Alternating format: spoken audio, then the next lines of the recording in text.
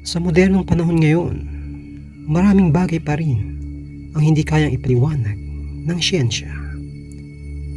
Halina at samahan niyo akong tuklasin at pakinggan ang mga kababalagahang hango sa totoong buhay. Ito ang misteryo ng buhay. Isang masayang araw po muli sa inyong lahat. Ang inyong kwentong mapapakinggan ngayon ay hango pa rin sa tunay na pangyayari.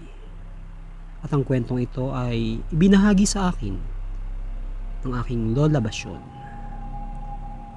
Marahil ay hindi nalingid sa inyo ang mga salitang mutya o agimat, mga anting-anting. Maraming mga pinagmulan ng mga ganitong kakayahan. Pwedeng nakukuha ito sa kalikasan. At ang iba naman ay likha ng mga kapwa rin nating tao. Ang iilan naman ay galing sa mga nilalang na bahagi ng kahiwagaan. Panahong 1920s, Western Visayas. Ang kwentong ito ay nagpasalin-salin na sa bibig ng mga taong naninirahan noon sa baryo ng tiyuhin ni Lola Basyon. Umugong ang mga pangyayaring ito dahil marami ang nakasaksi sa kakaibang kakayahan ng kanyang tiyuhin. Ang tiyuhin ni Lola ay itago na lamang natin sa pangalang Ador. Di naman katangkaran si Ador at meron itong kayumangging kulay. Pinsan ito ng tatay ni Lola. Masasabing napakatahimik nitong tao dahil sadyang mahiyain ito at hindi mahilig makihalubilo sa iba. Pero meron itong matalik na kaibigan at kababata. At siya ay si Kaloy. Madalas na magkasama ang dalawa, lalo na sa pangangahoy sa bundok at pag-aari ng palay, mais at iba pa. Noong panahong ito ay binata na sila. At si Lola ko naman ay bata pa. Hindi niya na matandaan kung ilang taon siya nito, kaya hindi niya na mabanggit sa akin. Basta ang alam niya, maliit pa daw siya. Dahil nga sa talagang napakatahimik ni Tio Ador, ay madalas itong mabuli ng mga kaedad niya. Minsan nga, umuuwi ito na puro putik ang damit. Dahil ang sabi niya, pinagtutulungan daw siya ng mga kabataan sa kabilang baryo. Nang minsang makasalubong nila ito sa bundok habang nangangahoy. Biruin nyo, noon pa man uso na pala yung bangtitrip, no? Tinanong siya ng kanyang ina kung sino ang mga iyon, subalit hindi na siya umimik dahil hindi talaga mahilig sa gulo si Tio Ador. Galit na galit ang kanyang ina dahil marami itong galos. Tinanong pa niya kung lumaban ba ito dahil bakit sobrang dami naman niyang galos. Si Kaloy, nasaan? Di mo ba kasama? Tanong pa nito. Yumuko na lamang ito at umiling. Wala nang nagawa ang kanyang ina, kundi pinagsabihan na lang si Ador na maligo na at magbihis para magamot ang mga natamo nitong sugat. Sa tuwing sasapit ang mahal na araw ay mayroong mga antingero na nagsusubukan ng kanilang mga kargang agimat doon sa kanilang lugar. Tuwing ginagawa nila ito ay talagang inaabangan ng karamihan. Parang naging tradisyon na ito sa kanila at naging palabas na rin. Lagi iyong inaabangan ng magkaibigan, kaya naman tuwing sasapit ang Biyernes Santo ay maraming nag-uumpukan dun sa may palayan. Tuwing mahal na araw kasi ay tuyo ang palayan dahil tag-araw. Ito kasi ang malawak na pwesto na pwede nilang pagdausan ng mga ginagawa nilang pagsubok sa kanilang mga kargang agimat. Iba't ibang kakayahan ang nakikita nila noon. Merong mga nagpapataga ng itak pero hindi tinatablan. Meron naman silang nakikitang ang bilis daw kung kumilos. At ang isa sa pinaka-inaabangan nila ay ang palakasan. Ito yung ginagawa nilang susuntukin ng kalabaw. Ang mananalo yung kayang patudugin ng kalabaw sa isang sumpok lang. Grabe, parang ako mismo yung naawa dun sa kalabaw. Di rin nila nabanggit ni Lola kung ano ba ang premyo. Basta ganun daw ang ginagawa nila noon. Isa pa pala, hindi lang lalaki ang may kakayahan, meron din mga babae. Dahil sa sobrang paghanga ng magkaibigan ay ninais din nila na magkaroon ng ganoong kakayahan. Kung kaya naman matapos ang subukan ng agimat ay kanilang nilapitan si Mang Kadyo. Isa ito sa sikat na antingero sa kanilang baryo. Dahil sa dami ng mga kakayahan nito at wala itong kinatatakutan. Nagtanong sila dito tungkol sa kung paano makakuha ng mutya o agimat. Subalit, tinawanan lamang sila nito at sinabing, mga bata pa kayo at huwag nyo nang tangkain pang alamin kung paano. Lalo na kung mahihina ang paniniwala ninyo at kulang kayo sa tapang. Umiiling-iling ito at tumalikod. Kaya naman wala nang nagawa ang dalawa kundi umuwi na lamang. Pagsapit ng gabi ay balisa si Ador at hindi ito makatulog. Naiisip niya pa rin kasi ang napanood niya kanina. Talagang sobra siyang namangha sa mga nakita. At talagang umigting yung pagnanais niya na magkaroon ng agimat. Kung kaya naman sinabi niya sa sarili na aalamin niya kung paano magkakaroon ng ganun. Makalipas ng 1 linggo ay may dumating silang bisita. Ito ay walang iba kundi ang ninong ni Ador. Galing pa ito sa kabilang bayan at minsan lang ito kumapadalaw sa kanila. Kung kaya naman nagpakatay ng manok ang kanyang tatay at inutusan pa siyang bumili ng tuba dahil magiinuman daw sila. Agad naman sinunod ni Ador ang utos ng kanyang ama. Matapos ang tanghalian ay sinimulan na ng magkumpare ang inuman. Doon sila pumwesto sa may ilalim ng punong mangga sa loob ng kanilang bakuran. Meron kasing ginawang upuan doon ng kanyang tatay. At dahil nga sa tanghali naman ay walang ibang gagawin si Ador.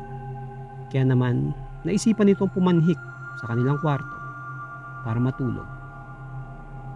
Pero hindi siya makakuha ng antok dahil rinig na rinig niya ang ingay ng kanyang ninong at tatay dahil ang lakas ng mga boses nito habang nag-uusap.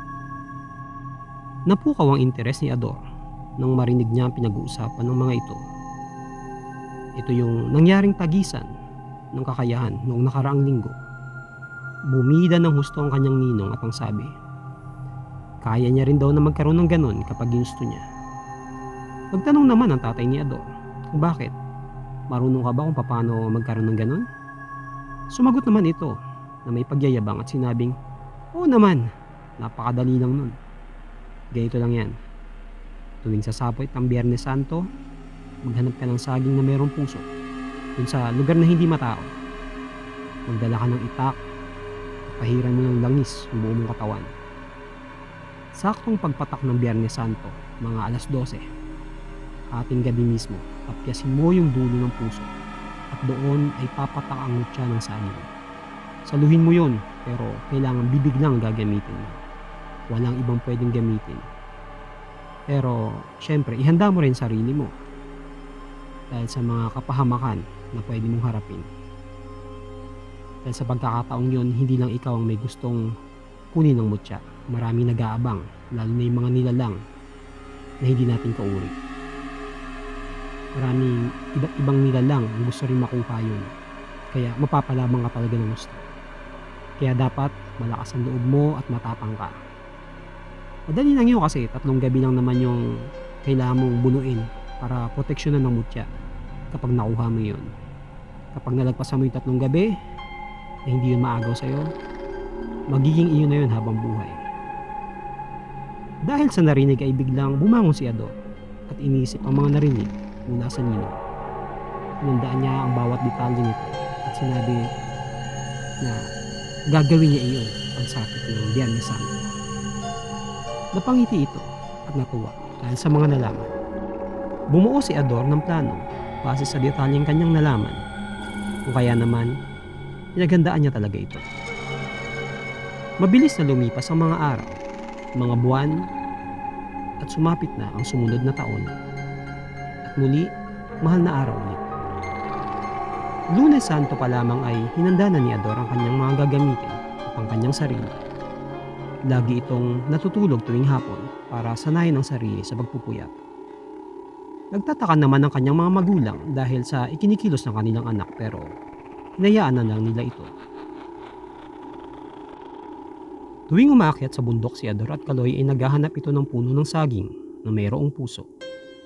Nasabi rin ni Ador ang kanyang plano sa kanyang kaibigan pero di niya binanggit ang mga detalye. Natuwa naman si Kaloy dahil sa narinig at kinulit si Ador na sabihin sa kanya kung paano iyon gagawin. Tumugon naman si Ador at sinabing kapag nagtagumpay siya, sa kanya ito sasabihin. Kaya wala nang nagawa si Kaloy kundi sumang-ayon na lamang. Merong nakita si Ador na saging na may puso malapit sa may kawayanan sa tabi ng palayan. Tinandaan niya ito dahil yun ang napili niya. Mabilis na lumipas ang araw at sumapit na ang Huwebes Santo ng gabi. Naghanda na si Ador. Hapon pa lamang ay nagpaalam na siya sa kanyang mga magulang na manunulo daw siya ng mga ibon. Ito yung panguhuli ng mga ibon sa gabi gamit ang sulok. Pumayag naman ang kanyang mga magulang at sinabing huwag siya masyadong magpapagabi. Sumang-ayon naman ito kunwari. Matapos ang hapunan ay nagpaalam na si Ador sa kanila. Bit-bit nito ang kanyang itak na bagong hasa at ang langis na ginawa. Nagtaka naman ang kanyang tatay noon dahil umalis ito na walang dalang sulok pero hinayaan na lamang niya. Naglakad si Ador papunta sa may sagingan malapit sa kawayanan at doon ito tumambay. Halos oras din ang nakalipas ng kanyang paghihintay. Maya-maya pa ay naghanda na ito. Hinubad niya ang kanyang mga damit at tanging panloob lamang ang itiniran niyang suot. Nagbahid ito ng langis sa buong katawan, pati ang kanyang itak ay pinaliguan niya rin ng langis. Habang naghihintay sa pagsapit ng 12:00 ng hating gabi ay nakaramdam ito na parang hindi siya nag-iisa sa lugar na iyon. Nakarinig din siya ng iba't ibang huni na noon pa lamang niya narinig. Maya-maya pa ay biglang merong sumulpot sa kanyang harapan. Isang napakalaking nilalang. Mahaba ang tenga nito at merong mapupulang mga mata. Meron din itong pangil at mahabang kuko. Biglang nahintakutan si Ador dahil sa nakita. Dahil unang beses niya pa lamang na makita ng ganon. Pero biglang bumalik sa kanyang isipan kung ano ba ang dahilan kung bakit siya nandun.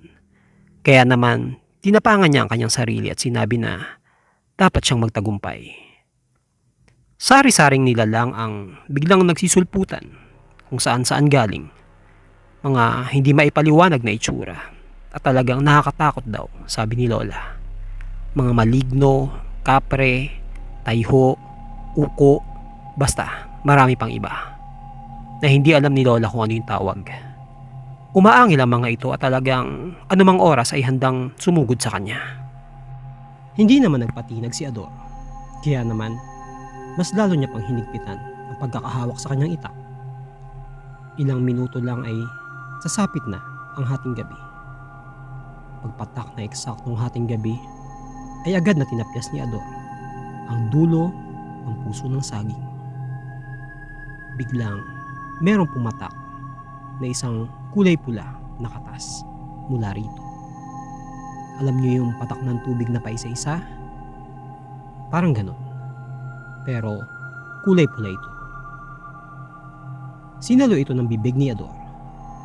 At ilang saglit pa ang nakalipas ay bigla siyang inatake ng mga nakakatakot na nilalang. Dinumog siya ng mga ito.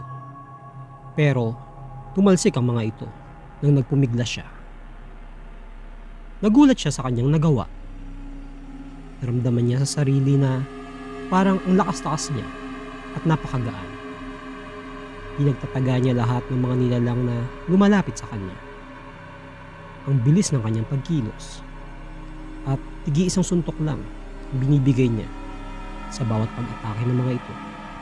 Kaya naman, taga at suntok ang kanyang ginagawa. Sobrang dami daw talaga ng mga nilalang na nakaharap niya ang gabi iyon. Subalit, nagtataka siya dahil yung mga atake ng mga ito ay tumatalbog lang sa kanya. Wala siyang kahit anong galos na natamo o kahit anong sugat. Lumipas ang mahabang gabi ng paikipaglaban ay sumapit na ang mukhang liwayway. Bigla daw nawala paunti-unti ang mga nilalang na kanyang mga nakakalaban. Napagtagumpayan ni Ador ang unang niyang gabi. Kaya naman, sobrang saya ang kanyang nararamdaman habang papauwi sa kanila. Tanghali na nang magising si Ador, kaya naman bulyaw ang inabot niya sa kanyang nanay. Inutusan siya nito na mag-igib at manguha ng mga kahoy. Naalala niya na Biyernes Santo pala ng araw na iyon at meron na namang subukan ng kakayahan na magaganap. Bumangon si Ador at kumain. Pagkatapos ay sinunod niya ang utos ng kanyang ina. Mabilis niyang natapos ang lahat ng iyon. Dahil sa mabilis siya ay talagang ikinagulat ng kanyang nanay. Tapos na daw agad yung utos nito. Parang nakakapanibago. Nagpaalam si Ador sa kanyang ina na aalis muna ito at pupunta dun sa palayan. Manonood daw ng mga nagtatagisa ng kakayahan. Pumayag naman ng kanyang ina dahil sa tapos naman na nito ang mga pinapagawa sa kanya. Pagdating sa palayan ay nakita si Kaloy at Ador. Nakangiti ito sa kaibigan, sabay kindat. Ngumiti rin naman si Kaloy dahil nahulaan na nito ang ibig ipakahulugan ng kaibigan. Tinanong ni Kaloy si Ador kung nakuha daw ba niya ang gusto niya. Umango naman ito sabay sabing, oo. Kaya naman gusto ko itong subukan ngayon. Nanood muna ang magkaibigan sa mga ginagawa ng mga antingero. Maya-maya pa, biglang merong sumigaw. Isang lalaki na merong hawak na itak. Nagwawala ito at hinahamon ng mga antingero dahil hindi raw siya naniniwala sa mga kakayahan ng mga ito. Agad na nagpulasan ng mga tao sa paligid, lalo na nang iwas-iwas nito ang kanyang itak. Nagsigawan naman ang mga kababaihan. Walang ano-ano ay bigla lumapit si Ador sa nag-aamok na lalaki. At nang makita siya nitong papalapit ay bigla siyang tinaga. Tinamaan si Ador sa balikat pero tumalbog lang ang itak. Nagsigawan ang mga nakakita dahil hindi nila alam na merong mutya si Ador. Napapikit pa nga ang iba dahil sa sobrang takot. Agad na tumakbo papunta sa bahay nila Ador ang inang nandun para sabihin sa mga magulang nito ang nangyayari. Tinaga pa ulit ng lalaki si Ador pero hindi man lang umiiwas si Ador. Sinalo niya lahat ng pag-atake sa kanya. At noong akmang tatagain na siya sa ulo ay sinulag niya ang itak.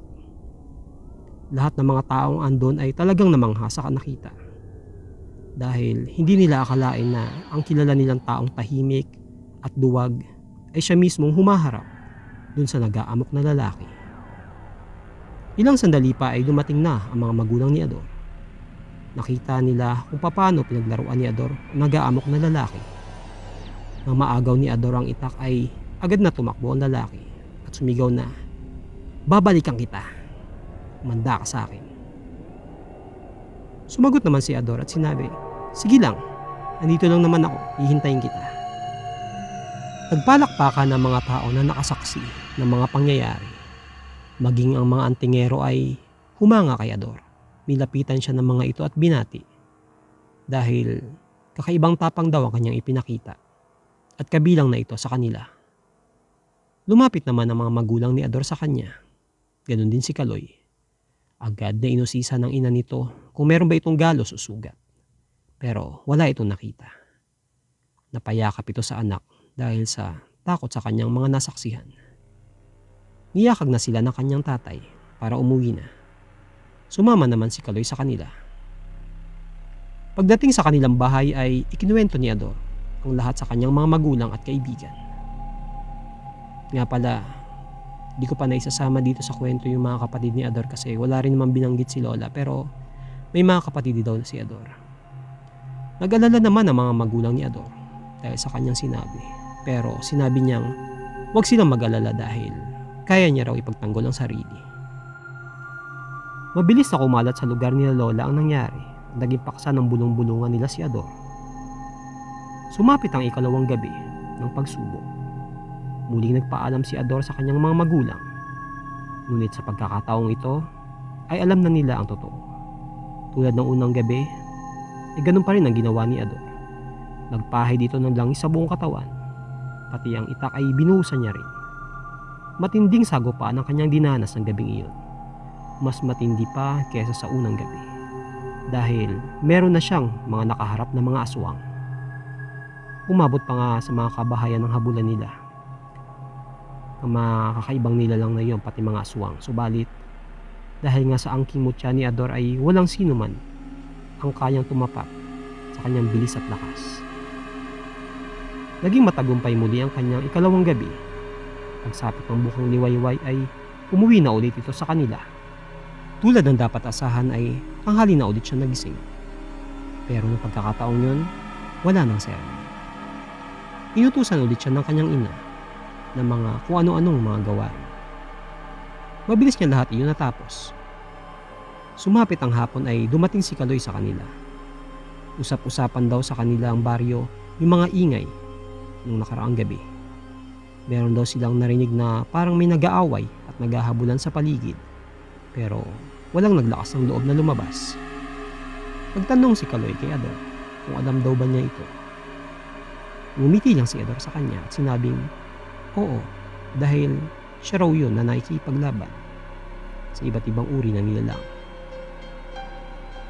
Kinuwento ulit ni Ador kay Kaloy ang mga nangyari. Sobrang mangha at paghanga ang naramdaman ni Kaloy para sa kanyang kaibigan.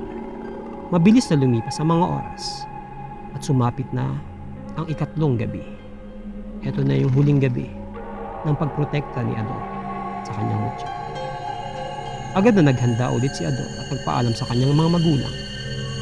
Tinuro ulit ito ang sagingan. Lumipas ang mga oras. Nagtataka si Ador dahil wala siya nakikitang kahit anong nilalang sa paligid. Naisip niyang baka natakot ito sa kanya at sumuko ng mga ito para sa pag-agaw ng mutya. Sobrang tuwa ang naramdaman ni Ador ng mga oras na yun dahil kung sumapit na ang mukhang liwayway ay talagang mapapasa kanya na ang mutya habang buhay. Tumambay na lang si Ador doon sa sagingan nang biglang meron siyang narinig na babaeng kumakanta. Inikot nito ang kanyang paningin para hanapin kung kaninong boses iyon. Laking pagkamangha niya nang makita ang isang napakagandang babae doon sa may kawayanan nakaupo. Malungkot ito habang kumakanta. Lumapit si Ador sa kanya at itinanong kung ano ang ginagawa nito doon. Tumugon naman ang babae at sinabing, hinihintay talaga kita dito. Matagal na kitang iniibig, Ador. Nagulat naman si Ador sa kanyang narinig dahil paano nalaman ng babae ang kanyang pangalan. Isa pa, halos kilala niya lahat ng tao sa baryo at hindi pamilyar sa kanyang babae. Nagpakilala ito sa kanya at sinabing taga doon ito sa kabilang baryo. Tinanong ulit ni Ador kung hindi daw ba ito natatakot dahil hating gabi nag-iisa ito sa dilim. Sumagot naman ang babae at sinabing, hindi, dahil alam kong nandito ka. Di ko makakalimutan ang ginawa mo dun sa nag-aamok na lalaki. Umanga talaga ako sa iyo ng husto, tugon pa ng babae. Dahil sa mga narinig ay nakaramdam si Ador ng sobrang saya sa kanyang puso. At talagang nabighani ito sa ganda ng babae. Maputi ito at mahaba ang buhok. Matangos ang ilong at talagang kaakit-akit daw. Kaya naman, nang lumapit ang babae sa kanya ay agad itong nag-alis ng saplot. Dahil sa nakita ay hindi na napigilan ni Ador ang kanyang nararamdaman. Agad niya itong niyakap ng napakahigpit at ginawaran ng halik. Gumanti naman ang babae. Iyakap din siya nito at hinalikan. Subalit, bigla na lang na naramdaman ni Ador na humihigpit ang pagkakayakap nito sa kanya. At ramdam din niya na humahaba ang dila nito sa loob ng kanyang bibig. Nagpupumigla siya pero wala siyang magawa. Hindi siya makawala sa babae. Ramdam niya na umaabot ang dila nito sa kaloob-looban niya. Umaan sa kanyang lalamunan, papasok sa kanyang tiyan. Naramdaman niya rin na meron itong dinudukot sa loob ng kanyang tiyan. Ilang saglit pa ay itinulak ng babae si Ador. At nagbago ito ng anyo. Naging isang napakapangit na nilalang. Isang maligno. Agad na kinuha ni Ador ang kanyang itak para tagain ang babae. Subalit, mabilis itong nawala sa kanyang paningin. Napaluhod na lamang si Ador dahil sa pagsisisi.